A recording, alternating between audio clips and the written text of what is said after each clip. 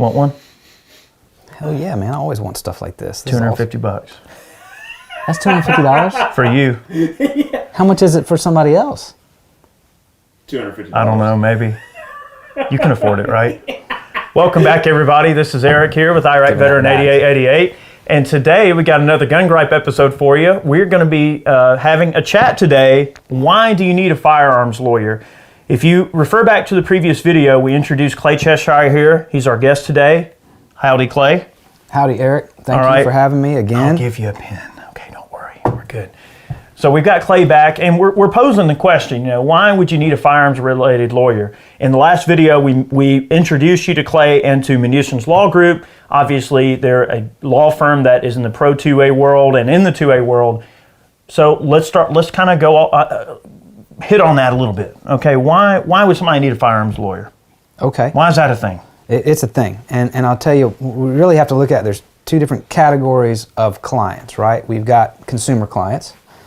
And that would include individuals who carry, who are enthusiasts, who like to buy and potentially even sell firearms or trade them. And then we've got people who invest in them. A lot of folks will go out and invest in what we call investment grade NFA machine guns and things like that. So that's the consumer client base. And then you've got the industry client base, and that's going to be retailers, it's going to be manufacturers, it's going to be importers, exporters, and people who make ancillary products, component parts, stocks, bump stocks, optics, things like that. Those folks, maybe they heat treat barrels or they apply Cerakote finishes to things. I mean, those are industry clients. So you've got those two categories, right? So you start there, right? With the consumer client, they would need a firearms lawyer really for a couple of things. Number one, be a resource. If you're a carrier and maybe you're going to take a road trip somewhere and you're going to be in 14 different states, you might have a question about how do you have to carry a firearm that's loaded in your vehicle, right? Can you? Things like that. Sure, or reciprocity or things like that exactly. as well.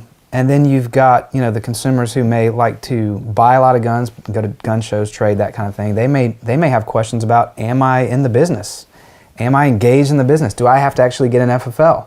That can be an issue. ATF has recently clarified the definition of what does it mean to be in the business, and there's some ambiguity there and some gray areas, and there's some benefit to that. I love that word. I never get to use it in a sentence. Ambiguity? Though. Yes, I love that word.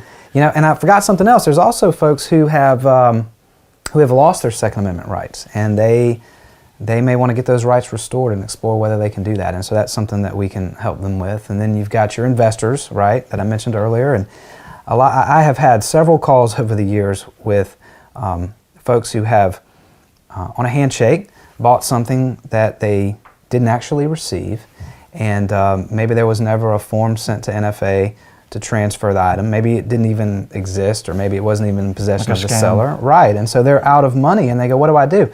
So that's sort of the consumer client base. And then we've got the industry client base. And what you have to keep in mind there for those clients is that you are in a ultra highly regulated space. You're not selling Christmas trees. You're selling firearms, and I'm sure they find a way to regulate Christmas trees if they can. They could, and find a way to tax them, right? But there's a lot of regulatory compliance requirements that these folks have to comply with, and it's not just ATF. It could be if they manufacture, they've got excise tax obligations. If they're exporting, they've got ITAR and soon to be Commerce Department issues they have to adhere to. So, we're there as a resource for those guys. A lot of times businesses will have a corporate attorney that's outside. We've got a lawyer. Most of the time when we've been in that situation, that lawyer is a great lawyer but doesn't know the nuances about the firearms world that we do. So a lot of times we can add some value to those clients who need firearm-specific assistance. So those are really why you need a firearms lawyer. In a nutshell, essentially. Well, in the previous video, we discussed, with Clay, with this whole thing, that a lot of law practices specialize in something. So Munitions Law Group is a group of dudes that just specialize in gun-related issues. Another one of those, all right, so going back and spitballing against some of your statements there, one being that you mentioned individuals.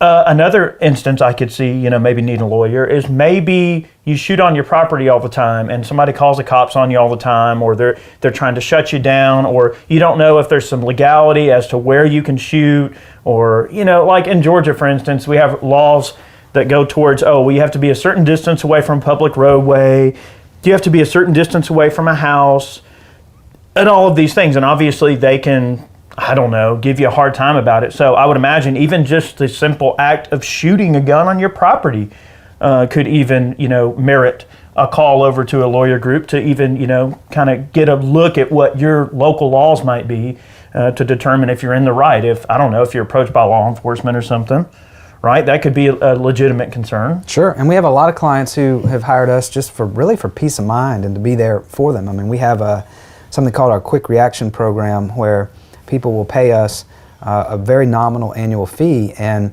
they basically get a 24/7 cell phone for us. And anytime there's an issue, maybe they're in a defensive shooting situation. I was going to ask that next. That's something like that, we're here for them. And a lot of times that's in conjunction with insurance they might already carry. We actually do work for some of those insurance companies where they will hire our firm to represent somebody who has an insurance policy. That is a great thing to bring up, because Chad and I have done some videos in the past where we discuss firearm-specific insurance policies. A lot of homeowners' policies will only cover a very small amount of firearms coverage, if at all. I mean, you have to check your individual policies. Sometimes they won't even cover guns. And again, it goes back to our first video we made where we discuss almost this sort of displacement that some facets within the industry have from the Second Amendment. They don't want anything to do with it, that, either we're too high risk, or they don't like our way of life, or some reason where they make some conscious decision not to do business with us. Insurance companies are no different. So that's a very excellent point to bring up. There are firearm-specific insurance policies, and obviously those companies are ran by people who know about the 2A world, they know about gun values. So that's a very important thing to bring up. You mentioned also the whole aspect of, if you're involved in some form of a defensive shooting. I mean, let's face it, guns are an inherently dangerous object. And obviously, you use them for protection and things. So that's something you guys cover as well. So like if a client obviously is involved in a shooting, a completely, legal defense-related shooting, that's where you guys would come in to jump in and help them. We tell them to call us first. Call us before the police arrive. Yeah. And we can help you make sure that you don't say the wrong thing. Yeah. And I'm not going to coach you to lie, but not say the wrong thing. Because those words matter. Or potentially don't say anything. It depends on the facts. Yeah. But we've had clients call us. I had a shooting that happened, actually, believe it or not, right by my office. And knew the guy, and he called me after it happened, and he never got charged. And it was purely, it was an armed robbery, jewelry store, shot the robber, killed him, and didn't get charged. End of day. I mean, it's a frightening prospect to think about. If you think about it, nobody wants to hurt anybody. No. You know what I mean? Deep down inside, I mean, like you mentioned earlier, that the defense of your family is so important to you. Just like the tool of a firearm, that they are the tools of free people. So yeah, you don't want to go out of your way to hurt somebody, but let's face it, I mean, it's there to protect you, and there comes with that some baggage, right? When something happens, there's a bit of baggage involved. If you ever are in the unfortunate situation where you have to use a firearm to protect yourself, you need to be prepared to answer some questions about what happened. And, we can help clients do that. Yeah, they can and will use it against you. Of course. I mean, that's in the Miranda warning. Can and will be used against you. Yes. Like they're not asking you questions because they care. They're asking you questions because they want to use it against you. So my perspective has always been: shut your dang mouth, don't say anything, and call your dang lawyer. That's generally good advice. I think so. That's generally good advice, and help your lawyer do the messaging for you, because the words matter. If you use one wrong word, it can be the difference between prison, prosecution, and freedom. That's two very different things. Very different. Don't want to be in prison. It would not be fun. I wouldn't do well in prison, personally. Why is that? I just don't want to eat their food. Really? A lot of Just other the food? things. I like my freedom. You wouldn't want to lift some weights? I like my freedom. Yeah, I like my freedom too. I think I like sleeping in a comfortable bed with my dogs and getting up in the middle of the night to drink a glass of milk. that I think kind of that's stuff. probably the route I'd rather take. Being with my family, you know, Pretty important. seeing my kids grow. Yeah. I will, Wearing a nice comfy vest. that's right. I will decline prison. Yeah. So, That would yep. respectfully decline. Respectfully, of course. Is there anything that we haven't covered? So we do have a little cheat sheet here just to give us some bullet points. So is there anything else we want to cover in this video about why someone would need a firearms lawyer? Well, I'll just say this, that that we're here as a resource, and that's the way we want people to look at us. That's how we want all of our clients to look at us. Is we're here if you need us. Sometimes you don't realize you need us, and we can help you figure out whether you do or not. That particularly applies to industry members, but we think everybody needs to have somebody with our skill set available to them if they're in this space, whether as a consumer or as an industry member. I think it's cool that there are lawyers like you that are stepping up and realizing that the 2A world is a specific world that requires a specific viewpoint and a specific disposition. Like, you have to have kind of a special disposition when it comes to, and I'm not a lawyer, he is, but when you're dealing in something that involves someone's rights, okay, that's kind of different, right? Rights are rights. And when it's a 2A world, it just seems that it takes a certain person to understand the sanctity of that and to be able to, there is an emotional attachment to the Second Amendment. It's in our hearts, right? Like, we live it, and it's every day for us. So, separating a little bit of the emotion from the facts that need to be presented, I think that's where you guys come in as sort of, allowing that person to be who they are, but then also understanding that there are facts that have to be administered and there are things that we have to discuss and to go about that sort of logical road that can keep you free and keep you out of trouble and everything. So I think that's probably the best way to look at it. That's right? a great way to look at it. I mean, we operate in a system that non-lawyers don't operate in. Sure. And so, let us do that for you. There's nothing wrong with being emotional about stuff, and sometimes we want that. Sometimes it adds value to what you want, but and we'll never disparage somebody for having an emotional response about something like that.